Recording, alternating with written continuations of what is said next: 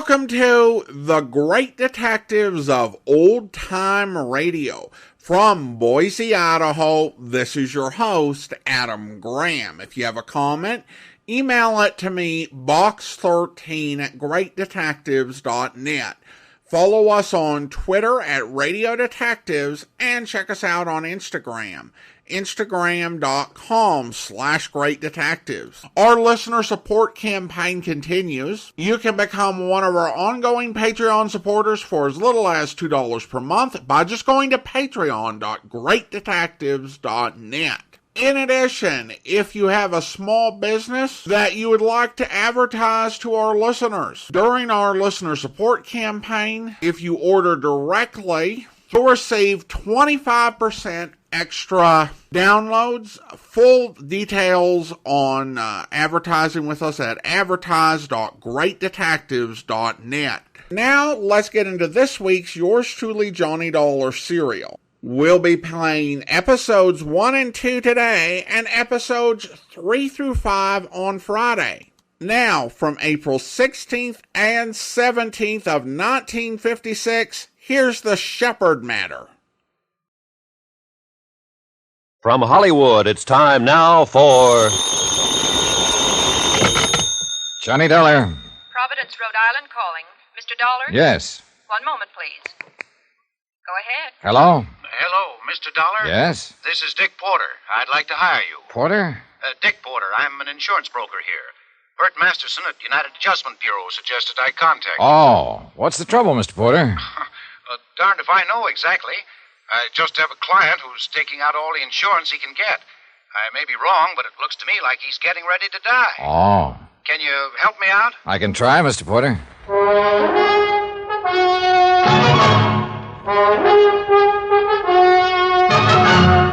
Tonight, and every weekday night, Bob Bailey in the transcribed adventures of the man with the action-packed expense account, America's fabulous freelance insurance investigator. Yours truly, Johnny Dollar.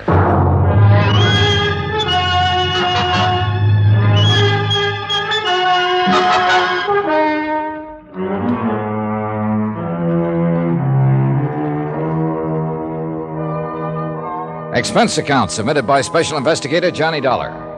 To Richard Porter, 480 Webster Boulevard, Providence, Rhode Island.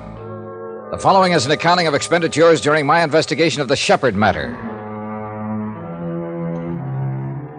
Expense account item 1, $15. Airfare and incidentals, Hartford to Providence. I arrived at 2:30 in the afternoon and was in my hotel room by 3:15.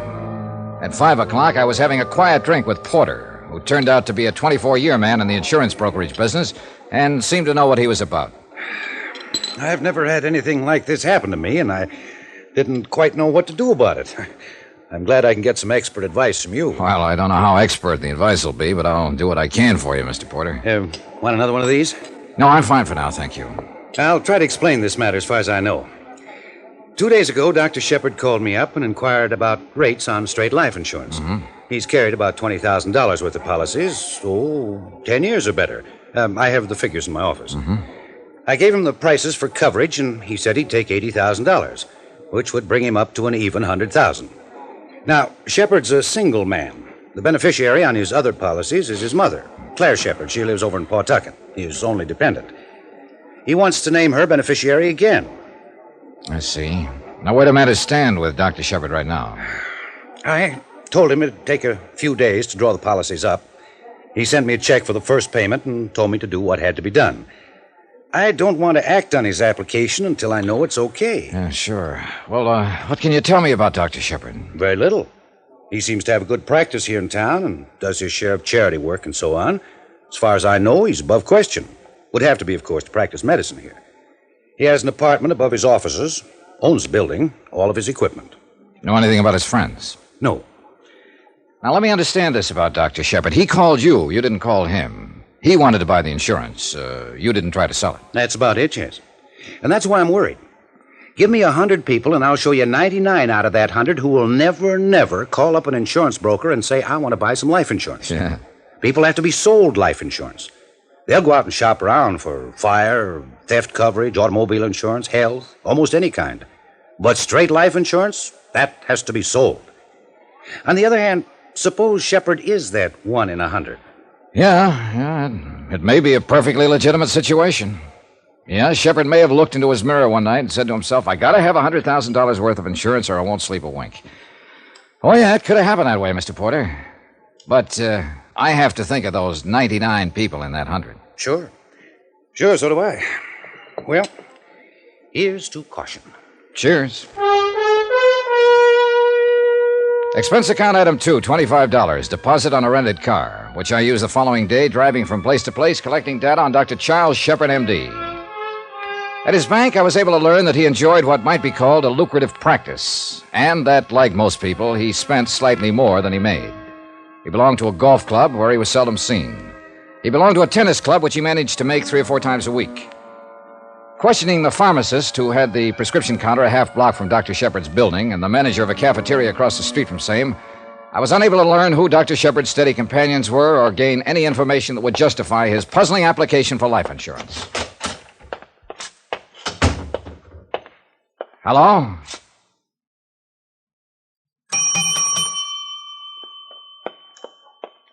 Good morning. Oh, good morning.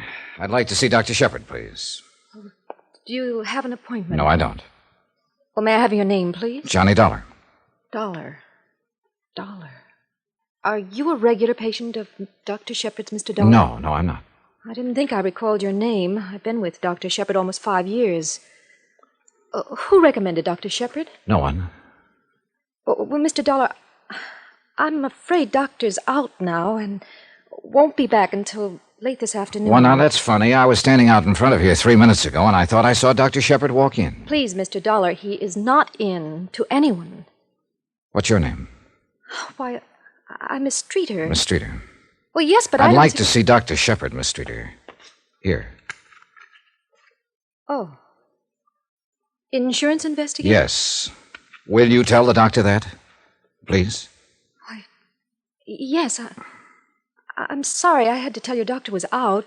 He asked me to say that to everyone who came in.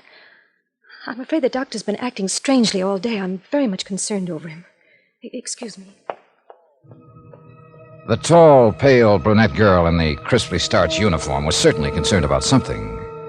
She bit her lip, forced on a wan, unprofessional smile, and looked like she wanted to cry just before she disappeared beyond the reception room to seek out Dr. Shepard.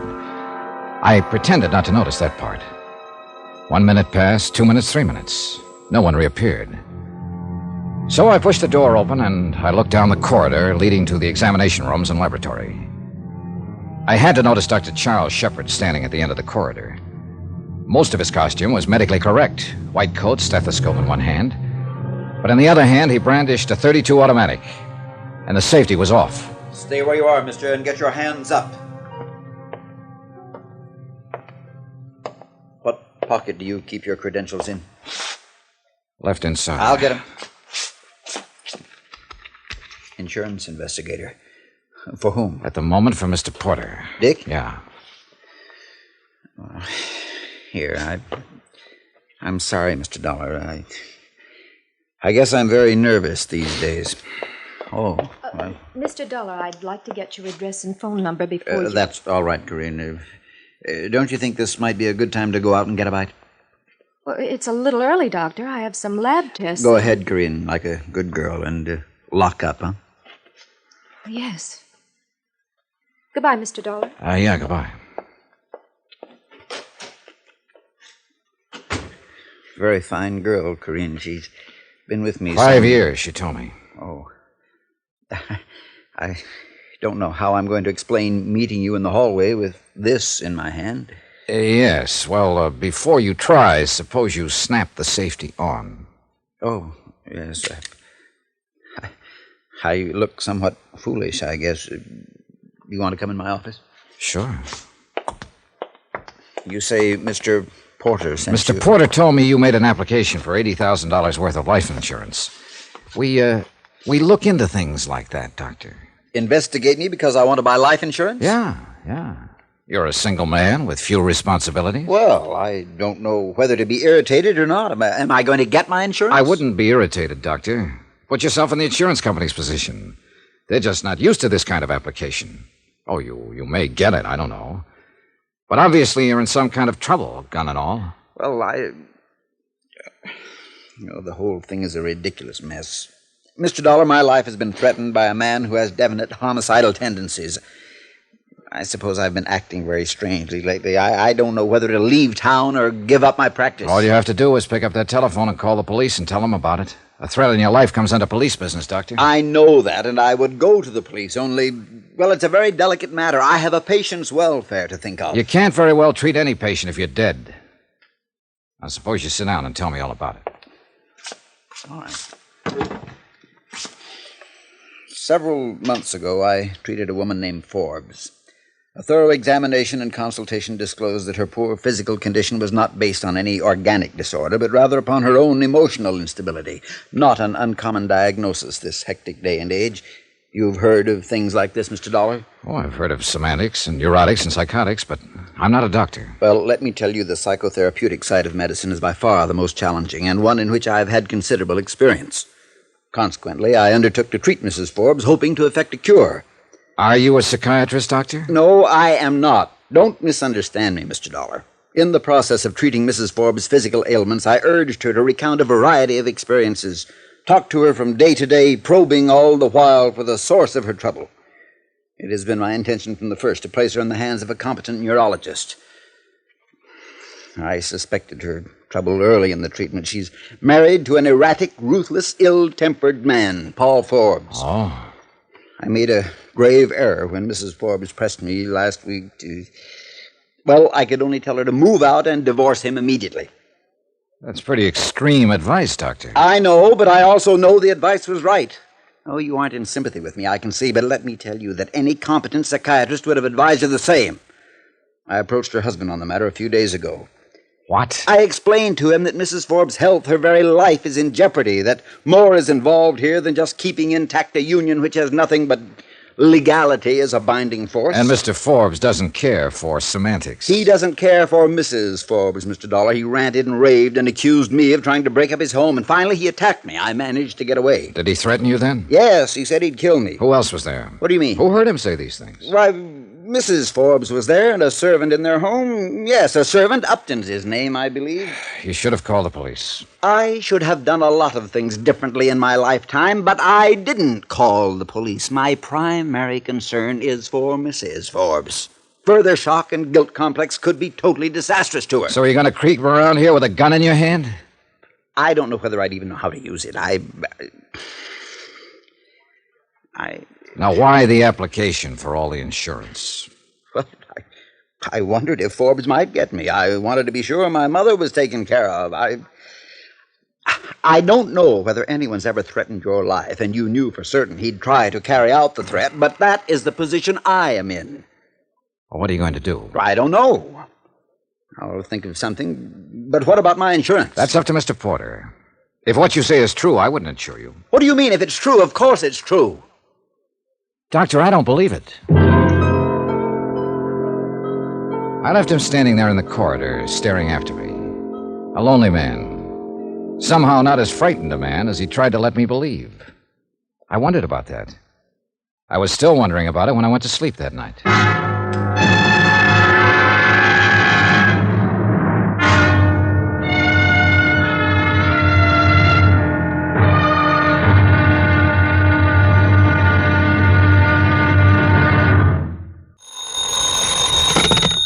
Johnny Dollar. Dick Porter, Mr. Dollar. Hi. Did you check on Dr. Shepard? Yeah. Do I write up his policies? Well, that's up to you, Mr. Porter. Dr. Shepard's life has been threatened.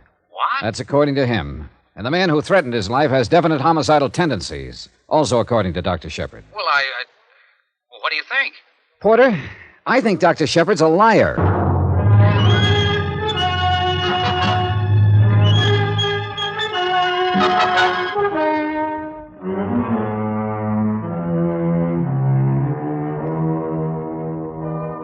Expense account submitted by Special Investigator Johnny Dollar to Richard Porter, 480 Webster Boulevard, Providence, Rhode Island.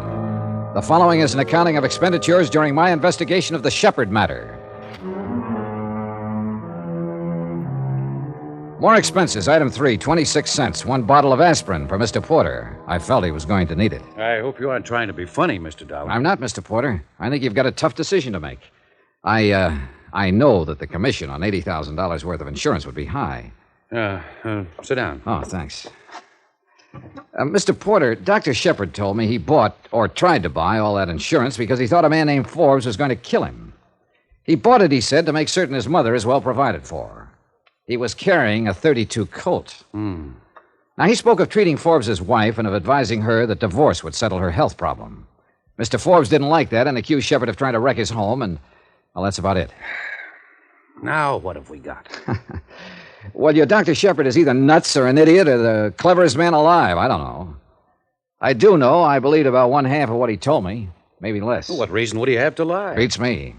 If someone threatened your life or mine, we'd turn to the police for help. Now, Shepard won't do that. Insists that it would probably be hazardous in the case of his patient, Mrs. Forbes. Well, I don't want to write up this policy if what he says is true. But I don't want to pass up the commission if it isn't true. Can you stick around town for another day or two and find out about it? I'll do what I can, Mr. Porter. Go ahead. Have an aspirin. He had an aspirin, and I had a car ride. Once again, out to the offices of Dr. Shepard. The same things were more or less going on in the same way. His nurse, Miss Streeter, appeared as distraught as ever when she recognized me. There was a quick dabbing at the eyes, a straightening of the hair before she spoke. Good morning, Mr. Dollar. Hello. Like to see the doctor again. He was calling Mr. Porter's office trying to locate you. I'll buzz him. Mr. Dollar, do you have anything to do with why Doctor's been carrying a gun? No. That's his business. In other words, I should mind my business. Well, I'm being honest. I've advised him what to do on the matter. What matter? He'll have to explain that to you, Miss Streeter. It doesn't make much sense to me. You can go back now. Okay, thanks. Hello, Mr. Dollar. Hello, Doctor. You were pretty insulting yesterday. I'm sorry about that, but we both have a problem to solve. And I get paid sometimes for deliberately insulting people. You're a strange one. You want to change your story about all this? I wish I could change it. It's still a mess, a bad mess. I thought it all out last night, and I still must hold to my original thinking. I have to place my concern for my patient, Mrs. Forbes, before anything else. In other words, you won't call the police and tell them your life's been threatened. No, and you're very stubborn about that part. I don't think you comprehend the situation at all. Look, wait a minute. Let's understand each other, Doctor. If this man Forbes is all you say he is, and you say you're the expert on homicidal tendencies, then the best thing for you to do is to prefer charges against him for threatening your life and have him locked up. Now, you could do that, according to what you've told me about Mrs. Forbes and a servant in their home witnessing his threats. I will try to explain again. I can't do that for Mrs. Forbes' sake. I just can't. She's been through a shattering ordeal. I must attempt to resolve this quietly. Now, true, I can generally anticipate a man's actions inside my office under clinical conditions, but Well, Forbes is different. That's why I tried to contact you today. Someone like you could approach Forbes and possibly persuade him to discard his ideas of violence. Probably do it in a quiet way, too. What does Mr. Porter pay you? Well, what's that got to do with it? I'm willing to pay you. I mean, you and I don't seem to get along very well, but I phoned Porter, and he tells me you're one of the best men in your line of business. I'll pay you to go to Paul Forbes and talk to him as I've described. I can't figure you, Doctor. Now, let's you and I not get into any personality arguments. Will you do this for me for your regular fee? I was going to do it anyhow, for Mr. Porter and the fee he pays me. I just wanted to check you first. I'll do it, but I still think it's a matter for the police. All right, let's leave it this way. You go talk to Forbes. If you think he means to kill me, then I'll call the police and prefer charges against him, patient or no patient. How's that? That sounds a little more sensible, Doctor.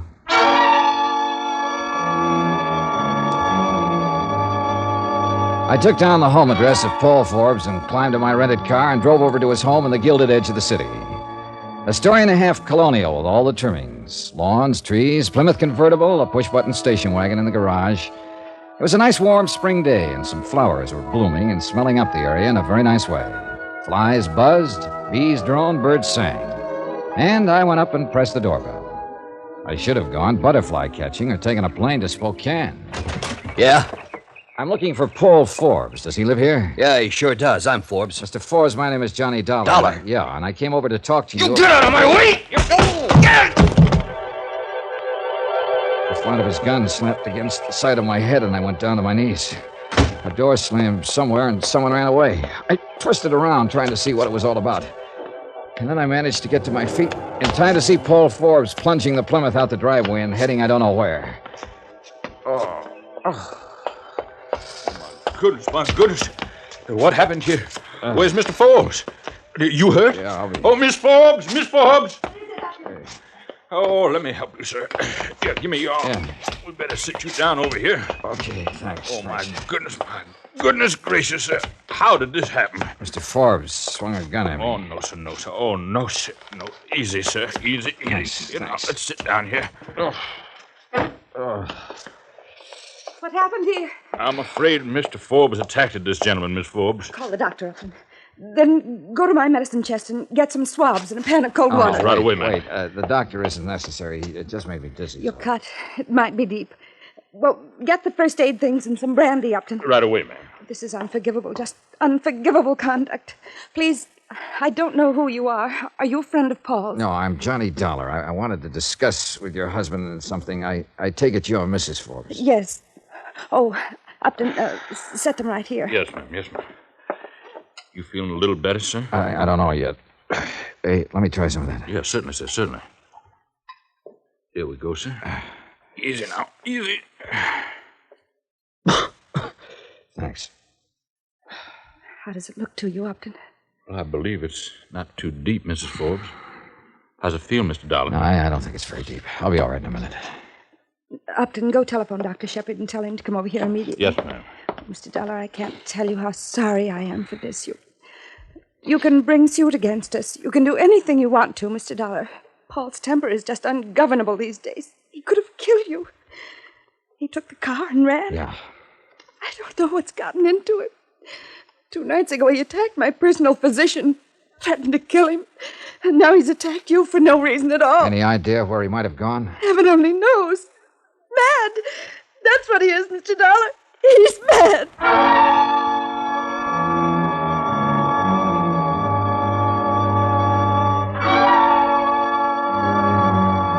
Pauline Forbes had a right to be scared from what I'd seen of her and from what I'd seen of her husband. He was an angry man with a gun in his hand, slugging at anyone in sight. She was a distraught woman with a darkening spot underneath her right eye, and it wasn't mascara.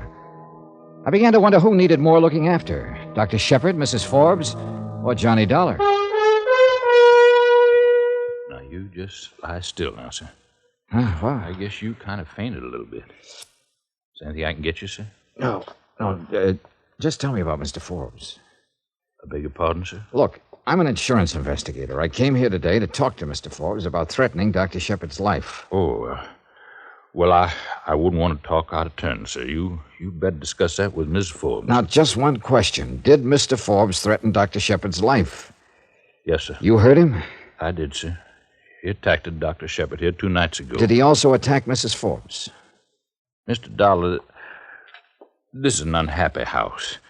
Things have gone all wrong here these last few months. Mr. Forbes changed. Mrs. Forbes, I don't know.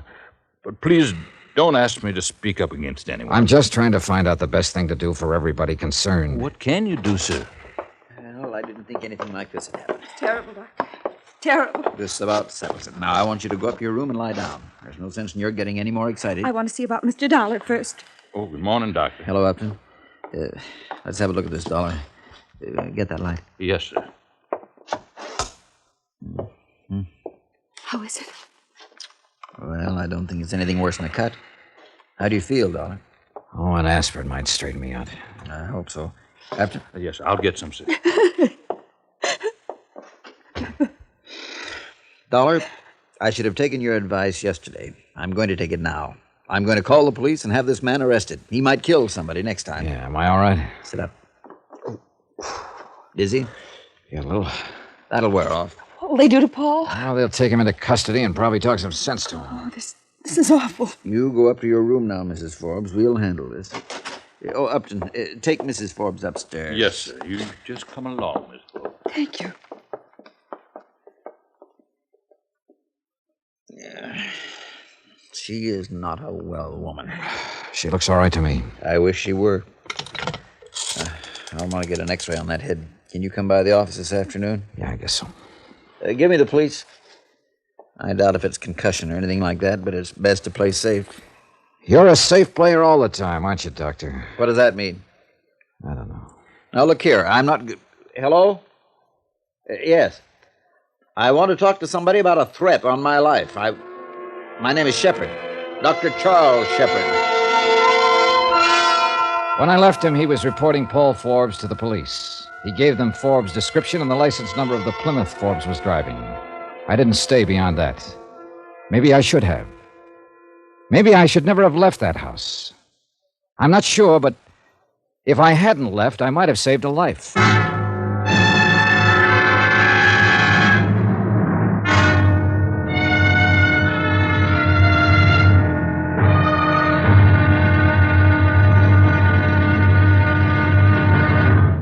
Now, here's our star to tell you about tomorrow's intriguing episode of this week's story. Tomorrow, well, the big lie is as true as little green apples. Join us, won't you, when I bite into one and spit out a bullet. Yours truly, Johnny Dollar.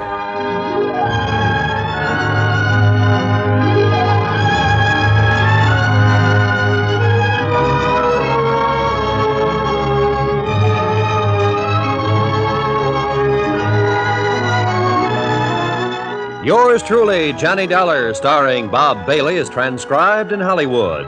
Written by John Dawson, it is produced and directed by Jack Johnstone. Be sure to join us tomorrow night, same time and station, for the next exciting episode of Yours truly, Johnny Dollar. Roy Rowan speaking.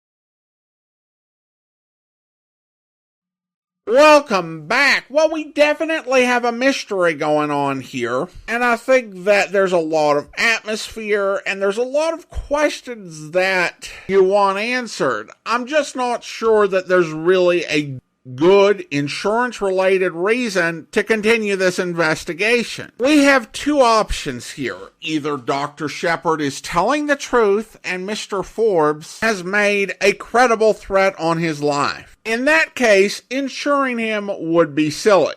If he is lying, then he is likely engaged in something illegal. And if he's lying to the insurance company about the reason why he wants to quintuple his coverage, then that really should be enough reason to decline the increase. I mean, plus, Johnny has his expense account, he charges a fee, and when you add that all up, even if you could find some justification for insuring Shepard, it's probably going to take a year or two worth of premium until you've just paid off Johnny's investigation. But we're going on, whether it makes any sense or not. And it would be disappointing if they decided just to be realistic. So I can't complain too much. And I think other than the what are we even doing here, this is a solid mystery. And I want to find out. So I'm glad Johnny's not going back to Hartford to sort his sock drawer.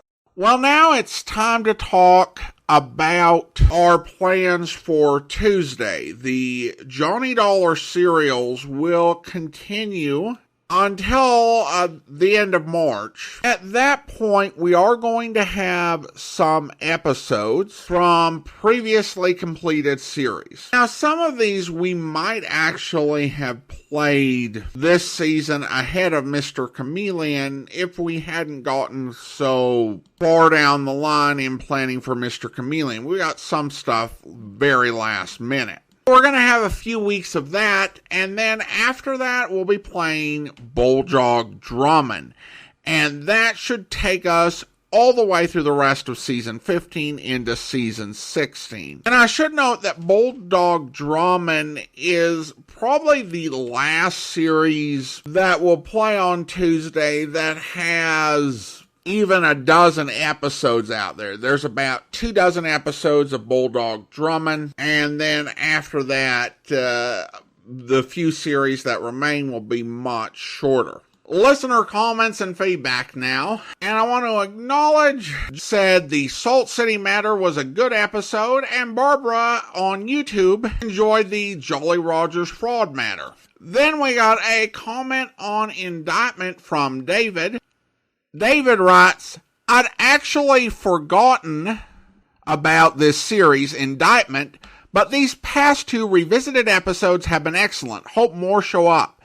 It gets bonus points for the use of a piece of music I absolutely love, Alec Wilder's Her Old Man Was Suspicious, as an outro piece. Well, thanks so much, David. Of course, credit for the outro music goes to the Armed Forces Radio Service, who generally add really classy music to any program that they played. I have heard rumors that there may be more episodes of Indictment, but none emerged from that other source as of yet. But I will keep my eye out. And if I do get programs from this other source, I want to be sure I'll have all the episodes, because I don't want to Mr. Chameleon everything and be coming back to a series multiple times. And that may have hurt Indictment being as memorable in that its episodes have been so broke up. But we played Under Arrest for 9 consecutive weeks, and that series I don't think gets a lot of love or remembrance, even though I thought it was pretty good. Comments were not quite so positive on the last episode of Philo Vance. Gregg writes, regarding the Muddy murder case, this was a real stretch of my imagination to get the solution. Very unconvincing. And Tim posted a comment elaborating on this. He writes, as is my habit, I listen to the great detectives at bedtime to help me fall asleep. Generally, I catch up in the morning to find out who the culprit was if I doze off. Right after Vance and Markham hammered home the point, 30 feet of mud and no footprints 4 or 5 times, I was right out. Fast forward your intro and the listen material into the mystery, and it put me to sleep again at 6 a.m. and some guff about State College. Try again after coffee, and I fast forwarded too far into your summary, push the button to rewind, and I accidentally reboot the player. Finally, get it to the right location, and what do I hear? A pole vaulter? He can start on dry land, make his run, stick his hole in the mud, and leap over the quagmire. Some problems and plot holes come immediately to mind. The housekeeper looked out the window after the gunshot. Didn't she see a 16-foot pole leaning against the house? Didn't she hear a 40-year-old man crashing into the porch? And most importantly, how did he get back? He left no footprints coming or going. It must have been a long wraparound porch to give him room to come to speed and launch for the first flight. I won't even go into him appearing on the porch again to shoot at Vance and the housekeeper. Must have dozed off again. Did he vault over the mud again, or just walk to the porch over dried ground? Anyway, fare thee well. Philo Vance, as the poet Ogden Nash said, Philo Vance needs a kick in the pants. And then there's a comment from Nicholas. This comes via email, and he writes, "Hi, Adam. I can't say I'm sorry to see the end of Philo Vance. Well, maybe I'll miss laughing at the ridiculous plots, cheesy dialogue, one-dimensional stock characters, and total lack of self-awareness. That and the exceedingly labored ways they'd find to tell us that that was the end of the such-and-such murder case." And he covers a lot of the same ground that Tim did, and he says, because when you're pole vaulting, I'm pretty sure at some point you have to let go of the pole. So did he have another pole waiting for him at the victim's house, or that he used for the return trip? Even if he did, it's not like he could take the second pole with him. It'd just be there, lying in the mud by the victim's porch, waiting for Philo Vance and the police to find it. Words fail me. Keep up the great work. Well, thank you so much, Nick. I appreciate your comments. And as I've said before, I think that from my perspective, I think we got some really good performances, and there were also a few episodes that featured some performers that I'm almost certain had much more prominent places on Broadway, and there were Easter eggs in that regards. But not everyone is as positive about Philo Vance as I am, which is an odd thing to say. Then we have a comment on the prize ring murder case. This one from Dr. Frankenstein's Creation, who writes, "Did I actually just hear Vance admit to framing Phil Terrence because he belongs behind bars?" No, actually, I don't think that's what happened in that episode. I think framing Terrence would imply accusing him or planting evidence of a crime he didn't commit. In this case, Vance used the murderers in a sting operation in the same way that the police might catch a drug dealer. A drug dealer who sells to a cop is not being framed. Now, of course, you've got to follow some rules to make sure that you're not violating procedures and committing entrapment or doing it in a way that will make the evidence inadmissible. But that's not in and of itself considered to be framing someone for a crime. Well, now it's time to thank our Patreon supporter of the day. And I want to go ahead and thank Mike. Mike has been one of our Patreon supporters since July of 2015, currently supporting the program at the rookie level of $2 or more per month. Thank you so much for your support, Mike. And that will do it for today. If you are enjoying this podcast, please be sure and rate it using your favorite podcast software. Be sure to rate and review the podcast wherever you download it from. We'll be back on Friday with the conclusion of this week's serial. But join us back here tomorrow for Dangerous Assignment, where... Good evening, signore. Good evening. Hi. You run this carousel? Si, signore. You're a tourist, no? Yeah, matter of fact, I just arrived from the United States. Oh, I see. I've always wanted to ride on a carousel. What's that? I said I've always wanted to ride on a carousel. Well, done the best, signore. Step right up. It's high time you did. What? I'm honored to have you as a customer, signore. Oh, fine. Look, I didn't really signore, want... please, now, don't be embarrassed. I have many grown men ride my carousel. Here, I help you. Which animal you like? Now, wait a minute. Senor, you have always wanted to ride a carousel. You shall ride a carousel. I hope you'll be with us then. In the meantime, do send your comments to box13 at greatdetectives.net. Follow us on Twitter at Radio Detectives and check us out on Instagram, instagram.com/greatdetectives. From Boise, Idaho, this is your host, Adam Graham, signing off.